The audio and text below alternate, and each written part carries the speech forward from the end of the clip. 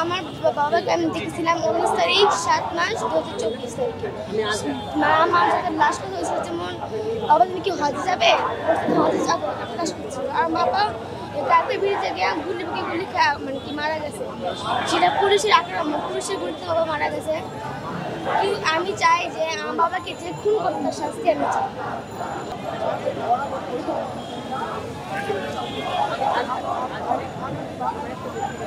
আমি চাই আমার বাবার যে খুনটার শাস্তি আমি চাই, এটা আমি যে বাবার খুন শাস্তি।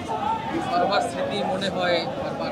হ্যাঁ মনে হয় আমি বাবা থেকে টাকা খেতাম, তার মনে হয়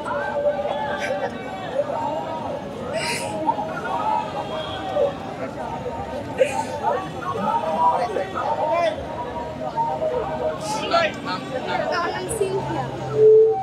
বাবার নাম কি? শহীদ জাহাঙ্গীর।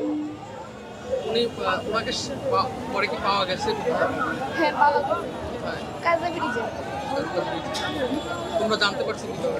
আমার একজন লোক বলছিল যে তোমার বাবা দেখে শরীরে তোমাদের নিয়ে আসো।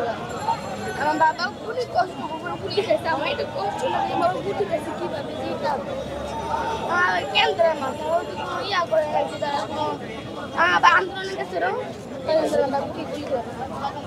মানে তোমার বাবা কি করতেন? চাকরি চাকরি করতেন? ওই কাজে গেছিলেন? না না না আন্দোলনে গেছিলেন।